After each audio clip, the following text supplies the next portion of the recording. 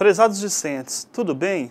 Nesta videoaula, continuaremos a discutir a importância de concebermos o indivíduo como um ser sociocultural, interativo e que se constitui nas relações sociais.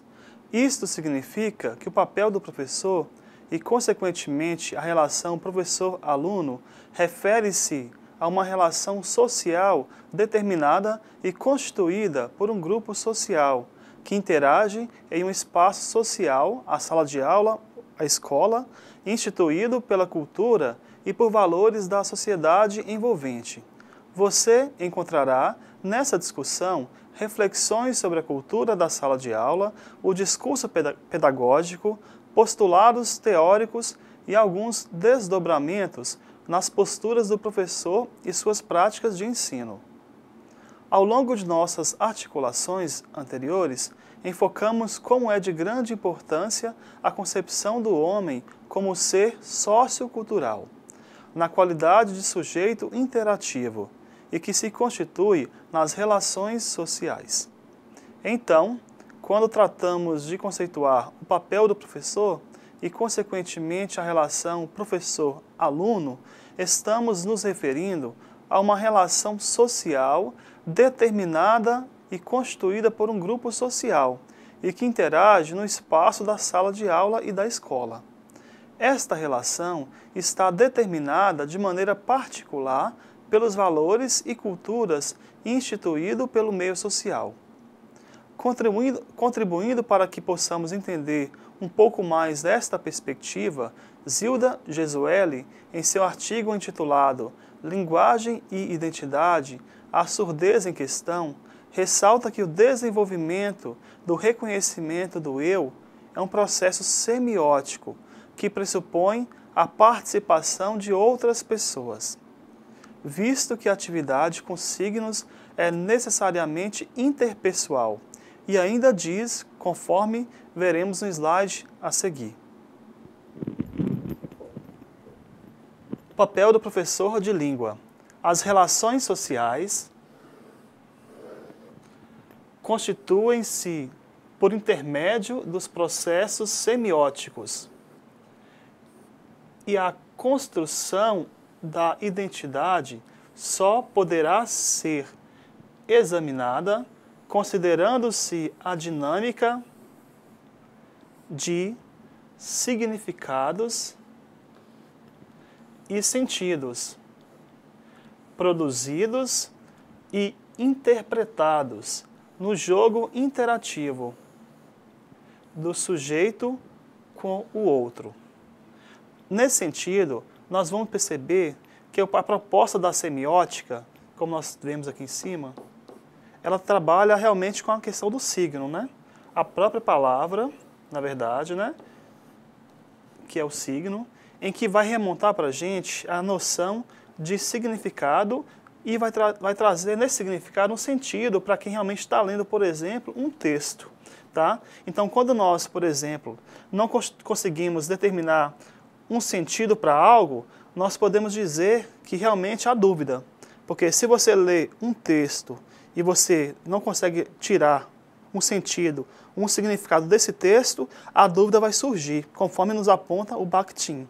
Então, a semiótica, na verdade, ela vai trabalhar realmente com a questão do próprio signo, enquanto o processo de manifestação, né, por meio da palavra, em que se busca realmente um significado e um sentido também a esse próprio signo, certo? Conforme nós vimos aqui na questão das relações sociais. Então, tudo isso, na verdade, envolve em sala de aula o papel do professor de língua, porque, na verdade, nada mais ele faz do que procurar realmente, através, né, das palavras, do texto em comunhão, né, como o texto, por exemplo, demonstrar como que realmente os alunos vão conseguir entender esse texto, vão conseguir interpretar esse texto. Daí a noção da semiótica, né, em trazer para a gente essa discussão em que, se não há sentido para o aluno em perceber o que está lendo, então a questão do próprio processo de ensino e aprendizagem não terá sucesso, não terá êxito. Então, dessa maneira, perceberemos que o sentido se faz através do jogo interativo, Ou seja, é necessário que haja realmente esse processo que nós vimos aqui anteriormente, da palavra, que é o próprio signo, desse signo ter um significado e também ter um sentido para quem está o lendo.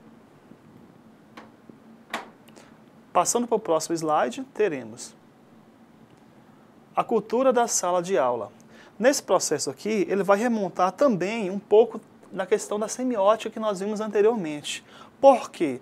Porque nós temos que esse jogo interativo, como nós temos aqui no próprio exemplo, ele vai acontecer em sala de aula através do professor e também do aluno.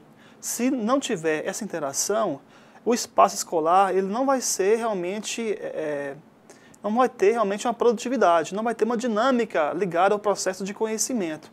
Então, nesse sentido, nós vamos perceber que quando há realmente essa binariedade, essa dicotomia, né, entre professor e aluno, vai haver uma interação, e nessa interação ela vai acontecer no espaço escolar, né, e também no espaço da sala de aula de fato, né? E que nesse processo também nós vamos construir o quê? As relações sociais, porque será na própria escola, na própria sala de aula, em que esse aluno ele vai conseguir entender quais são as regras e costumes em que ele terá que obedecer no nível social, ok? Então, ressaltando que a cultura em sala de aula, na verdade, ela vai servir realmente para o quê? Para que o aluno possa conhecer o universo em que habita. O universo social em que habita. Então, todo esse processo aqui, a linguística aplicada, ela vai ter como proposta de trabalho, vai ter como objetivo de trabalho também, certo? Assim, conforme destaca a autora, não existe um sujeito pronto, acabado, que interage em suas relações sociais, mas sim um sujeito se completando e se construindo nas relações sociais, através de suas falas e nas falas dos outros. Deste modo, confirmamos que o espaço escolar também é um local de relações e que o professor participa na constituição do sujeito aluno. Por isso, devemos refletir sobre a cultura de sala de aula e seus desdobramentos na sociedade. Para refletirmos, vamos apresentar alguns conceitos e aspectos comentados por Hilário Bon em seu texto Cultura de Sala de Aula e Discurso Pedagógico. O papel do professor na construção do conhecimento. Conforme vimos anteriormente, né, então iremos trabalhar novamente com a proposta da cultura da sala de aula. Em que nesse momento aí, nesse contexto, nós teremos o quê? Que no ambiente da sala de aula, os alunos eles irão realmente aprender um conjunto de regras, leis e costumes que vão fazer o quê? Que vão regular as relações, os acontecimentos e as atividades realizadas em classe. Então, na verdade, aqui, a construção do conhecimento ele vai surgir nesse ambiente escolar, mais uma vez, por meio das relações sociais. Então, é importante enfatizar isso, porque através desse processo interativo, que o aluno vai entender como ele vai se constituir como sujeito social, pertencente a essa sociedade, como se constitui sendo sujeito social.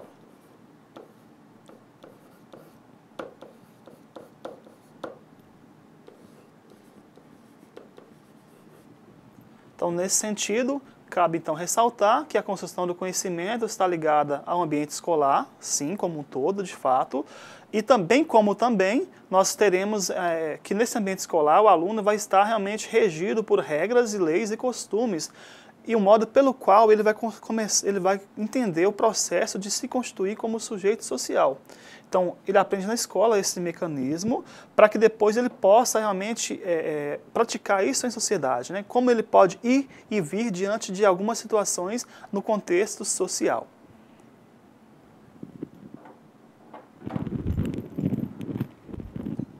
Bom define a cultura de sala de aula como um conjunto de regras, leis e costumes que regulam as relações, os acontecimentos e as atividades realizadas em classe.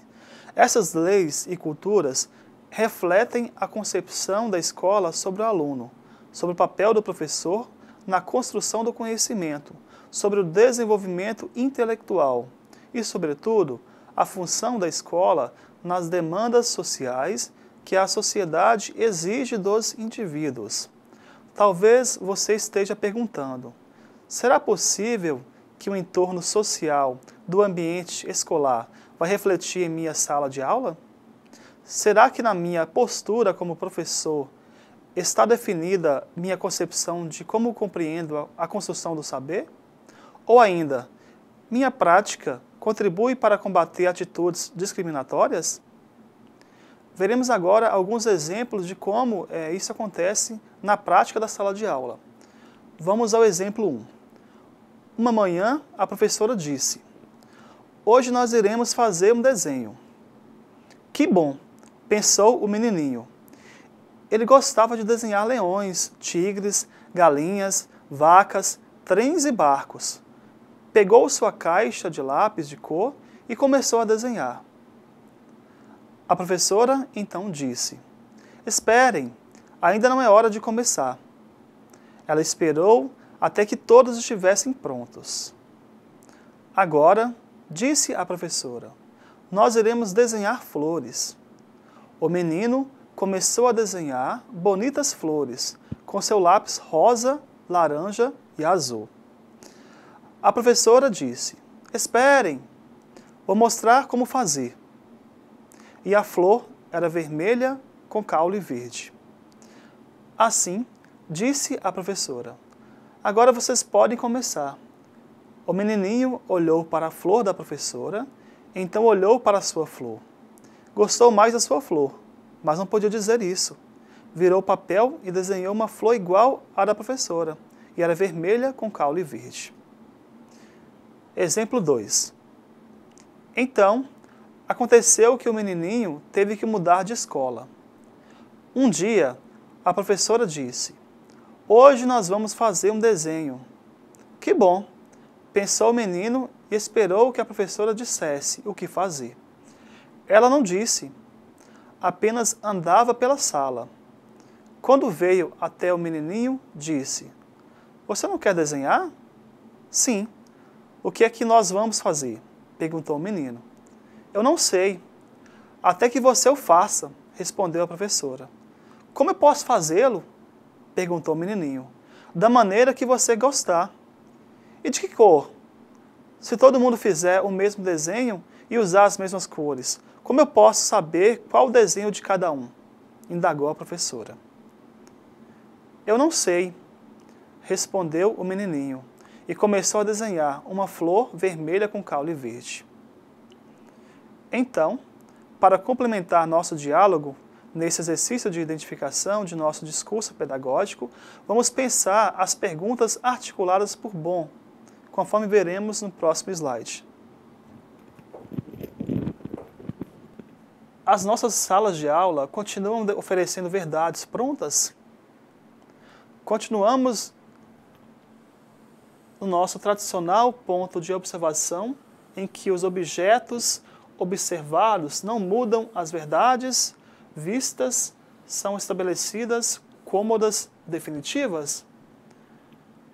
Como os professores têm abordado a noção de conhecimento, seu desenvolvimento e competência?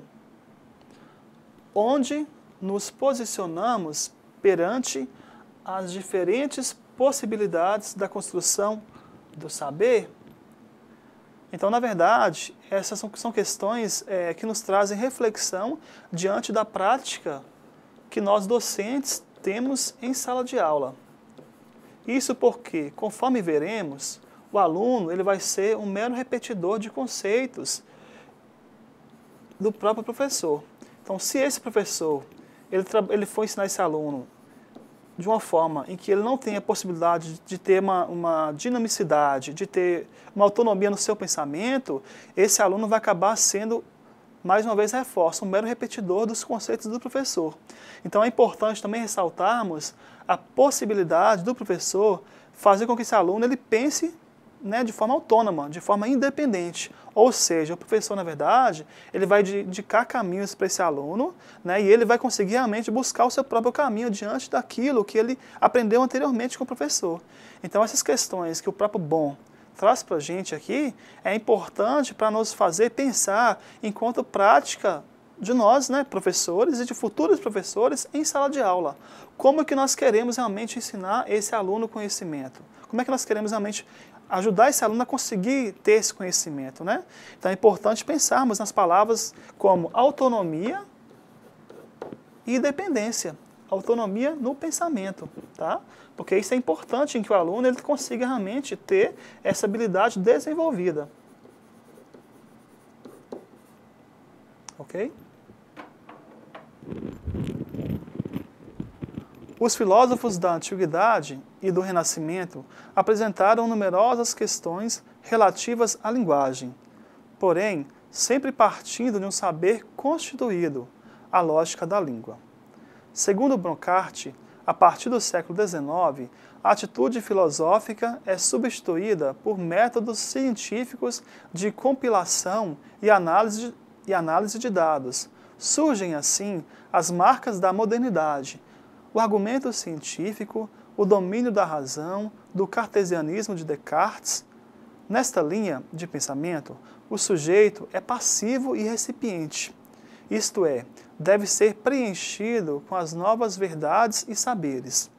Estas ideias ecoam no behaviorismo, que tem como seu grande expoente Frederick Skinner, que defende o conceito de que em todo comportamento existem mecanismos de controle por meio de reforço de estímulos capazes de provocar uma determinada ação como resposta. Lembremos lá do elevador, em que você, ao tocar o botão do elevador, a resposta que se tem é que ele vai chegar até você, né? Então, sempre lembrar que o behaviorismo trabalha com questão de estímulo e resposta, ok? Nesta visão, não estão considerados, ou melhor, são evitados conceitos relacionados aos estados mentais. Os reflexos desta concepção também encontraram frutos nos estudos da linguagem. O estruturalismo, lembremos de Saussure, né, alimentado pelas ideias de Ferdinand de Saussure, autor tratado na disciplina de estudos linguísticos, como vocês já conhecem, nunca levou em conta as condições de produção e os falantes, implícitos naturalmente na produção linguística. A partir de Saussure, surge a gramática descritiva. O estudo da língua fica centrado conforme ela se apresenta. Leonard Bloomfield foi um grande representante do estruturalismo, tendo como fundamentação em seus estudos a rejeição do conhecimento interior. Apoiados neste paradigma estruturalista, os estudos da língua sempre foram centrados na língua por ela mesma, e seu objetivo maior era descrever os diversos sistemas linguísticos, não contando para esta análise o contexto, onde se realizavam e as condições dos falantes ao utilizarem determinado sistema. Dito tudo isso, como estes paradigmas refletem no papel do professor de línguas? Encontramos, em conformidade com esta concepção, um profissional que acredita ter a autoridade e a propriedade do novo saber, e que o aluno somente é capaz da repetição deste novo conhecimento, da verdade de um grupo seleto, já estabelecida, e que a ele está negada a participação em sua construção. Para este professor, o que vale é a sua verdade, a sua visão de mundo, e o aluno é uma folha em branco, que será escrita a partir dos conhecimentos dados na escola.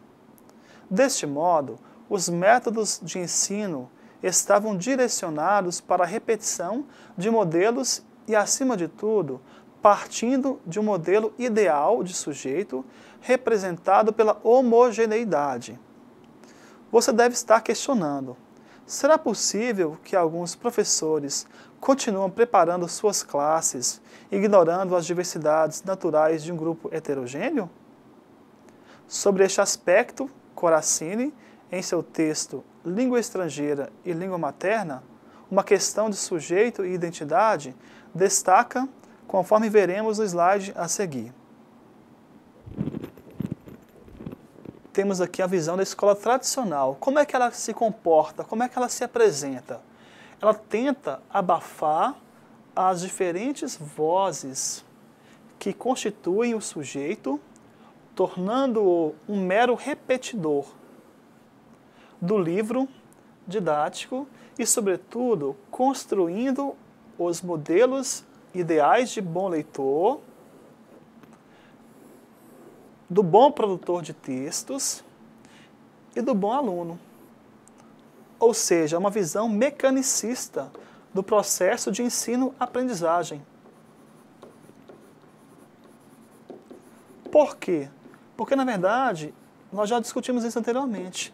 A visão que nós teríamos que ter aqui nesse caso é uma visão de autonomia, né, no processo do conhecimento.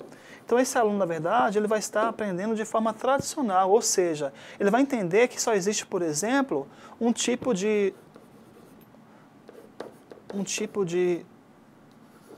língua, sendo que realmente existem vários tipos de língua. Então, na verdade, a cultura do monolinguismo, nesse caso, ela não deve acontecer, porque nós sabemos que existem vários tipos de línguas. Então, o aluno, por exemplo, ao chegar em sala de aula, ele vai com a sua língua que ele aprende em casa, né, na comunidade onde ele habita, onde ele vive, e ao chegar em sala de aula, por exemplo, ele se depara com a gramática normativa, a gramática culta da língua, né? Então, ele se sente um mero estrangeiro no seu próprio país. Então, nesse processo, nós temos que entender que, para que nós também, professores, conseguimos obter realmente, né, habilidades a serem desenvolvidas em sala de aula, nós temos que buscar não realmente trabalhar na questão de ser mero repetidor do conhecimento, né, por parte do aluno, mas sim de que esse aluno ele tenha realmente em si a percepção e a possibilidade mesmo de criar uma visão mais produtiva da língua, né? Como é que ele pode utilizar a língua, né? E lembrando sempre que tudo bem, ele irá aprender sim a gramática normativa da língua, mas porém ele tem que entender que a cada situação em que ele vá se situar socialmente, ele pode se adequar a essa linguagem conforme cada ambiente em que ele vai habitar. Então, por exemplo, se ele for, né, num ambiente mais formal, né, no evento, por exemplo, ele vai com certeza utilizar uma linguagem mais culta, né, de acordo com a gramática normativa. Mas se ele estiver num ambiente, por exemplo, né, numa festa, né, num grupo de amigos, ele pode utilizar realmente a linguagem do cotidiano dele, a linguagem que ele realmente, né, utiliza com mais frequência. Então, na verdade, a possibilidade de se construir uma escola por meio tradicional, ela, atualmente, ela é vista como falha, tá? Porque ela não vai produzir no aluno uma visão de autonomia, e sim vai estar trabalhando na visão mecanicista, de repetição daquilo que está sendo dito, tá? Assim, percebemos que a situação entre professor e aluno demonstra que o docente impõe sua verdade e busca uma padronização do saber, pois acredita que os alunos são iguais e devem repetir a sua verdade, o que literalmente não é verdade, não é verídico. Para tanto, reforça a nossa ideia as palavras de Corazzini ao dizer que, abre aspas, apesar das mudanças sociais, apesar da aceitação, ao menos em teoria, da diversidade, da diferença, principalmente por parte daqueles que dizem ver o mundo da perspectiva pós-moderna, assiste-se ao reforço da homogeneidade. Todo mundo deve compreender um texto do mesmo modo. Desta maneira, como os professores podem ignorar, em sua prática, a individualidade do aluno, seus elementos culturais e seu entorno? Sobre este aspecto, destaca Gesueli, ao citar Sclia, em seu texto, né? Abre aspas, faz-se necessário ressaltar que a surdez não é homogênea, ou seja, o grupo de surdos não é uniforme. Dentro do que denominamos surdos, fazem parte os surdos das classes populares, as mulheres surdas, os surdos negros, surdos de zona rural, entre outros. Assim, temos os surdos oralizados, que não consideram necessária a oficialização da língua de sinais, e, em contrapartida, os surdos filhos de pais surdos, usuários da língua brasileira de sinais, a Libras. e que não se consideram deficientes auditivos. Enfim, podemos considerar a possibilidade de múltiplas identidades surdas, ou seja, elas são heterogêneas e apresentam diferentes facetas. Fecha aspas. Com o advento da ciência cognitiva, muitos psicólogos e filósofos cognitivistas não estavam em conformidade com as soluções dadas pela fórmula estímulo-resposta do behaviorismo, pois não compartilhavam que a mesma pudesse ser aplicada a todo tipo de comportamento humano. Acontece, então, uma valorização da mente e dos processos implícitos de sua atividade. Em consonância com a psicologia cognitivista, o linguista Noam Chomsky, estudado na disciplina de estudos linguísticos, retoma as ideias mentalistas e revoluciona o método do estudo da língua. Chomsky se apoia no racionalismo de Descartes, buscando rigor no estudo dos atos linguísticos, nos mecanismos envolvidos na sua produção e não mais só com o resultado empírico do processo linguístico. Porém, como ressalta Strozinski, a gramática gerativa de Chomsky, apesar de toda a sua contribuição para o estudo da linguagem, apresenta um inconveniente do conceito de homogeneidade. Sobre este aspecto, destaca o autor, abre aspas, para que ela funcione, é preciso, antes de mais nada, conceber um falante ideal, que vive em uma sociedade ideal. Infelizmente, ou felizmente, o nosso mundo não é homogêneo, e nós, como seres humanos, menos ainda. Além desse problema de não abranger a falta de homogeneidade do meio linguístico, a gramática transformacional limita-se à sentença complexa. E como se sabe, da mesma forma que as pessoas não se comunicam apenas pela palavra, elas também não se comunicam através de sentenças. Na comunicação humana, então é preciso considerar unidades maiores que, apesar de serem formadas por palavras e sentenças, operam pelo estabelecimento de relações entre elas. Fecha aspas. Como reflexo desta concepção, surge nos métodos de ensino de línguas uma abordagem comunicativa. Embora esta abordagem tenha recebido atenção e influências de distintos paradigmas da linguística, da pragmática, da linguística textual, análise do discurso, continuou apresentando e conceituando a linguagem como instrumento de comunicação e de um sujeito dotado de razão e capaz de atingir a consciência, o controle do processo de ensino e aprendizagem. Passemos agora para o próximo slide. Gramática gerativo-transformacional de Noam Chomsky. Vemos aqui a proposta, da competência, conforme ele nos diz, na sua gramática, e essa competência, na verdade, ela está ligada à própria gramática, ou seja, está ligado à norma culta da língua. Porque a gramática, na verdade, ela vai reger essa proposta mesmo, norma culta da língua, A partir disso, ao propor essa competência, que é a própria gramática, o Chomsky nos apresenta a noção de desempenho desta gramática, que seria o quê? Seria o próprio uso que o falante faz da gramática. O uso da gramática no meio social. Porém, tem um aplicativo nesse processo do Chomsky, que é o seguinte: tal modelo, porém, desclassifica todo aquele que não corresponder aos padrões considerados ideais. Então, ou seja, aqueles que não se comportarem como ele está dizendo aqui, seguindo a um modelo ideal, ele não vai realmente se enquadrar dentro dessa proposta de competência e desempenho do Chomsky, o que mais à frente será realmente questionado, visto que nós vimos que a língua, na verdade, ela não vai ter um processo de homogeneização, ela vai ter um processo de heterogeneidade. Então, se é heterogêneo, nós vamos perceber que vão ter vários aspectos ligados, né? Várias manifestações, vários momentos ligados a essa própria língua, certo? Então, criar um modelo ideal falando de heterogeneidade é algo que realmente não é coerente, correto? Embora, considerando os processos mentais e valorizando a participação do sujeito no processo de produção, novamente encontramos nos paradigmas chomskianos a busca por modelos alvos, que exclui ou desclassifica todo aquele que não corresponder aos padrões considerados ideais.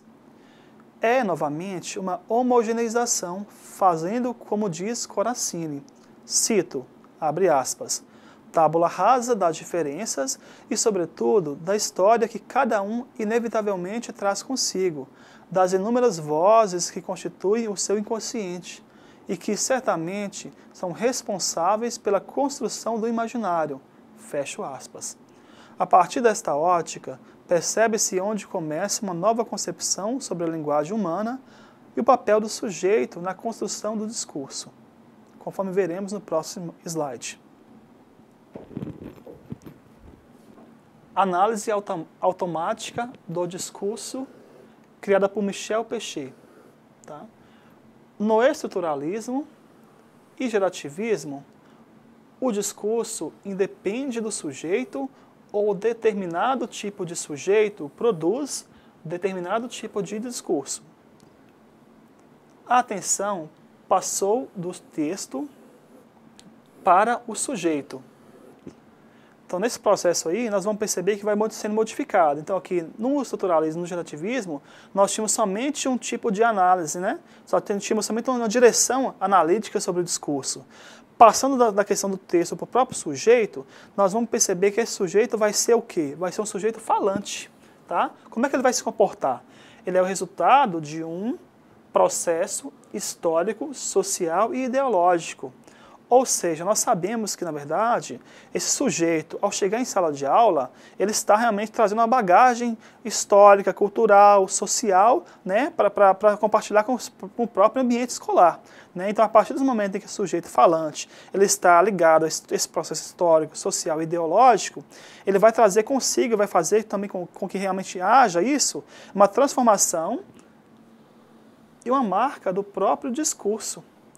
Ou seja, então, uma vez que o sujeito falante, ele realmente, né, ele discursa, ele aprende realmente a entender como é que acontece realmente essa proposta do discurso mesmo, ele vai compreender que esse discurso ele tem marca de outros discursos que ele também já vivenciou. Então, isso vai refletir para a gente o quê? Algo histórico, algo social, algo ideológico, são transformações e marcas no próprio discurso que esse sujeito traz.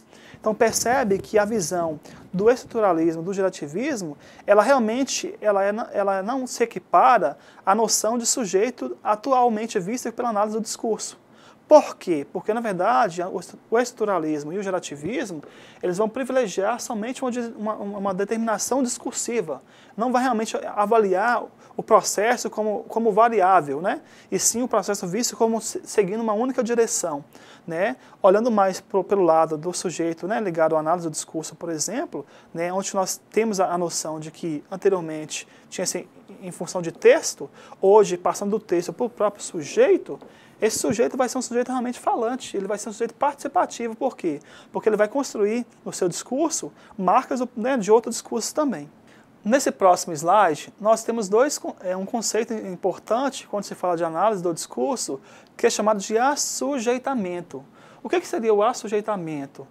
É o sujeito que se apropria de um discurso pré-existente e faz uso dele a partir de regras também pré-existentes. Ou seja, é como se nós disséssemos que esse discurso, ele existe o quê? Ele existe, o nosso próprio discurso, ele se constitui por meio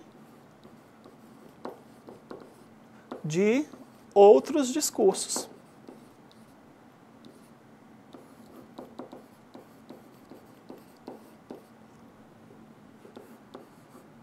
Então, o discurso, né, daquele que fala está ligado também ao discurso do outro, né? Então é eu versus o outro. Então nesse caso aqui, por exemplo, nós vamos perceber que esse processo é chamado de assujeitamento, ou seja, é como se você realmente fosse influenciado por discursos também já existentes. Um exemplo disso é o sujeito tipo, em que ele participa de uma instituição, porém trafega por outras e, contudo, assume cada um dos discursos institucionais possíveis. Vamos dar um exemplo aí. Né? Além desse exemplo aqui, nós podemos pensar de forma mais concreta. Eu, enquanto religioso, né, por exemplo, né, então eu tenho um discurso religioso já, né, assim, constituído, né, ideologicamente, né, pensando dessa maneira. Porém, eu também caminho também por outros ambientes diferentes, por outras instituições diferentes, né? Então aí eu posso também determinar no meu próprio discurso marcas, por exemplo, de discursos religiosos, né, ligados à religião X, Y, Z. Então nesse momento aqui em que eu consigo realmente entender como é que acontece o discurso em vários tipos de religiões, eu consigo buscar em mim mesmo um processo de assujeitamento, né? Ou seja, é um processo que vai estar realmente ligado a essa apropriação do discurso já pré-existente, em que no meu próprio discurso eu vou formalizar isso de modo muito mais abrangente, né? A consequência desta concepção acaba sendo a de se supor que não existem discursos originais ou textos individuais. A esses discursos não originais dá-se o nome de intertexto, ou seja, a relação entre textos, e também a intertextualidade, né? O que chama a atenção nessa perspectiva é o enorme reducionismo que sofre o sujeito, enquanto participante de uma situação de comunicação. Por um lado, ele sofre o processo de assujeitamento, assumindo não só o vocabulário e as estruturas próprias de uma instituição, mas também as próprias estratégias comunicativas inerentes a ela. E, por outro lado, o seu texto também assume ideias, vocabulários e estruturas pré-existentes. Através dessa perspectiva que defende Péchet, o sujeito acaba sendo assujeitado e o texto intertexto. Assim, novamente nos defrontamos com uma visão que contempla as estruturas definidas e que apresentam mudanças previsíveis e que automaticamente não dá maior atenção ao papel individual do sujeito na produção da linguagem. Seguimos ainda com as ponderações de Strojenski. Cito: as teorias formalistas geralmente vão tratá-lo, o sujeito, como inexistente, ideal ou assujeitado. Em todos os casos, a individualidade do falante acaba sendo excluída dos estudos da linguagem. Uma das raras exceções é a postura teórica de Mikhail Bakhtin, que consegue ver o sujeito como elemento participativo e atuante do processo comunicativo. A sua postura marxista coloca o sujeito numa posição de constante interação com a sociedade e com a linguagem, a qual é vista por ele como um produto social. Como a linguagem é produto social e não institucional, e o sujeito é parte atuante do meio social, então ele acaba por também ser um fator de interação. Bakhtin critica as correntes linguísticas mais destacadas por estas não atribuírem um caráter mais social à linguagem. Como Marx não dedicou muito espaço para o estudo da linguagem em sua teoria, nem era esse o seu objetivo, o Bakhtin buscou em Humboldt condições para encarar a linguagem como atividade social, reconsiderando todo o problema da linguagem dentro de uma orientação marxista geral. É muito importante a ênfase que ele procurou dar à linguagem como atividade social, pois é a partir daí que surge a argumentação de que o processo de significação é resultado de uma ação social, o que implica em dizer que os signos são mutáveis, já que a sua existência estaria relacionada com o fazer social, que não é constante ou imutável, mas sim um processo contínuo, do qual toda a sociedade participa. Cada sujeito, como parte da sociedade a que pertence, teria então seu papel enquanto agente modificador na atividade social. Mesmo assumindo que no discurso de um sujeito possam estar presentes outros discursos anteriores, A sua forma de analisar o processo de apropriação do discurso alheio pressupõe um sujeito ativo e atuante, capaz de fazer escolhas e estabelecer estratégias. Aí reside a diferença básica entre a análise do discurso francesa e o pensamento de Bakhtin. Enquanto a primeira admite apenas o sujeito assujeitado, o segundo pressupõe um sujeito ativo, capaz de utilizar a linguagem para a formação de sua consciência individual e também de usar a sua individualidade para interferir no processo social da linguagem, através da sua atividade interacional constante junto à sociedade. Em linhas gerais, a concepção bakhtiniana atribui ao sujeito responsabilidade pelo uso que este faz da linguagem. O sujeito não é somente um divulgador de um discurso pré-existente, mas um agente dentro do processo discursivo, capaz de interferir, aprimorar ou até modificar o discurso social. Esta distinção é possível pelo fato de Bakhtin, ao contrário da análise do discurso francesa, conseguir ver o discurso na sua dimensão social. Dimensão esta que contém também as dimensões institucionais e as ultrapassa, sendo parte expressiva do conjunto de relações da atividade histórico-social. Neste sentido, o professor não deverá depender de uma determinada metodologia, pois nenhuma por si só daria conta da heterogeneidade do universo de nossos alunos. É determinante que escola e professor criam condições para a inovação, para a autoconstrução. O professor precisa aproximar-se dos alunos e garantir um ambiente de aproximação.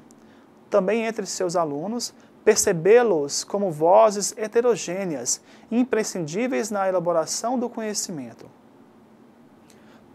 Passando a partir de então a conhecer os contextos bimultilingües, veremos e discutiremos a diversidade linguística nas escolas e na sociedade brasileira. O objetivo é desconstruir o mito do monolinguismo, que é insistentemente perpetuado nas salas de aula em prol da homogeneização, e valorizar e encorajar a pluralidade linguística e cultural na vida educacional brasileira. Você verá que são vários os contextos bimultilingües, de minorias linguísticas, que podem ser identificados no Brasil. Todas essas questões serão de suma importância para a sua formação, pois é a realidade em que você, futuro professor de línguas, atuará. Ao longo de nossas reflexões sobre a linguística aplicada ao ensino de línguas, procuramos pontuar algumas das questões que compõem os cenários em sala de aula. Vamos nos deter um pouco agora sobre a realidade bimultilingüe em contextos educacionais, pensando a importância dessa discussão para a sua formação enquanto professor de Libras, para surdos e ouvintes. Tradicionalmente, a diversidade linguística e cultural na escola tem sido vista como um problema aos olhos de muitos profissionais e educadores. É sabido também, por exemplo, que a escolarização bilíngue e multicultural não fazem parte da vida educacional brasileira, nem tampouco é encorajada e ou valorizada nos cursos de formação. No entanto, são vários os contextos bilíngues de minorias linguísticas que podem ser identificados no país, isto é, contextos de imigração, de fronteira, de zonas rurais, indígenas e de comunidades surdas. Fica expresso na preocupação de Cavalcante e também a nossa, porque, entretanto, a diversidade tem sido invisibilizada em prol da homogeneização social escolar? E por que o fenômeno de bimultilinguismo tem gerado tantas controvérsias conceituais? Uma das possíveis explicações recai no mito do monolinguismo, ou seja, aquele que fala uma língua, uma única língua, no caso o português, ou a Libras, por exemplo. Vejamos a cena descrita no slide a seguir entre uma professora de sociolinguística e seus alunos. No diálogo entre a professora e o aluno nós temos, a professora diz: então, que língua se fala no Brasil? O aluno responde: essa é fácil, professora. No Brasil se fala o português. A professora questiona o aluno: só o português? O aluno responde: tem também as línguas indígenas, Mas a nossa língua de verdade é o português mesmo. Veja, professora, em qualquer lugar que se vá no Brasil, todos falam a mesma língua. Todos falam o português. Então, nesse caso aqui, em que o aluno ele fala para a gente que existe só uma língua no Brasil, é aquela proposta que nós falamos um pouquinho anteriormente, que nós também vamos falar um pouco mais à frente, do monolinguismo, de se pensar que somente existe uma única língua no país, o que não é verdade, né? Conforme nós veremos daqui a pouco também, outro modelo também de linguagem que existe aqui no nosso Brasil, certo? No Brasil e também em outras nações, tem se propagado em favor de um Estado-nação homogêneo a ideologia do monolinguismo, ou seja, a crença de que os brasileiros falam uma única língua. Neste sentido, as línguas dos grupos minoritários são vistas como ameaça ou desestabilização à coesão nacional, e por isso muitos são os esforços no sentido de erradicá-las, eliminá-las, já que se contrapõem aos ideais nacionalistas. Voltemos à cena descrita no diálogo entre a professora e o seu aluno. Pode-se observar que a visão expressa pelo aluno mostra que não somente ele acredita que todos no Brasil falam exclusivamente o português, como também que o português é o mesmo em todos os falantes. Veja, professora, em qualquer lugar que se vá no Brasil, todos falam a mesma língua, todos falam o português. Este mito da uniformidade da língua portuguesa aparece também nos discursos de muitos intelectuais. Marcos Banho, em seu livro Preconceito Linguístico, escrito em 99, destaca a fala na Folha de São Paulo, no dia 5 de fevereiro de 95, do estudioso Darcy Ribeiro, que escreveu um livro sobre o povo brasileiro. Vamos ver no próximo slide como é que isso acontece. Apesar de feitos pela fusão de matrizes tão diferenciadas, os brasileiros são hoje um dos povos mais homogêneos, linguística e culturalmente, e também um dos mais integrados socialmente da Terra. Falam uma mesma língua, sem dialetos. Percebemos nesse slide e nessa citação aqui do Marcos Banho uma visão reducionista da língua. Por que uma visão reducionista da língua? Porque sabemos que a língua não é homogênea, certo? Não tem essa visão de homogeneidade, não. Nós temos que perceber que a língua, na verdade, ela está no nível de heterogênea, tá? Por que heterogênea? Porque nós temos vários tipos de línguas no país. Não quer dizer que a língua utilizada por muitos seja o português, que não existem outras formas de comunicação também ligado à própria língua, né? Então nós sabemos que esse discurso aqui muitas vezes é um discurso que acaba sendo incoerente. Banho faz uma forte crítica a essas duas questões e nos diz que tais mitos são muito prejudiciais, pois a se apagar a diversidade multilingüe e a variedade linguística do português no Brasil, a escola se apropria e naturaliza essas visões funcionando como local normalizador, visando trazer cada elemento e ou realidade desviante para o espaço igualitário da norma. Ela, a escola, impõe sua norma linguística como se ela fosse, de fato, a língua comum a todos os 170 milhões de brasileiros, independente de sua idade, de sua origem geográfica, de sua situação socioeconômica, de seu grau de escolarização. É muito apropriado nesta discussão, por exemplo, nos remetermos às críticas feitas por Sclia, quando enfatiza a importância de rejeitarmos os discursos e ou representações da normalidade. Com o exposto, pode-se perceber que tais mitos estão fortemente arraigados no imaginário das pessoas e, por conseguinte, acabam sendo reproduzidos nas ações dos professores nas salas de aula. E você, aluno, já parou para pensar na diversidade linguística e cultural que encontrará nos contextos educacionais no dia a dia da sua profissão? Seja como professor de adolescentes, adultos, surdos e ouvintes no ensino de Libras, não se esqueça, a diversidade será a regra e não a exceção.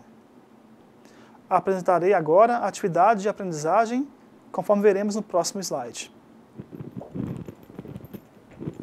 Nesse momento, vocês terão de ler o caderno didático sobre linguística aplicada, em especial aos capítulos 4 e 5, intitulados O papel do professor de língua e Contextos bimultilingües, e posteriormente responderão o exercício proposto a saber. São 3 questões.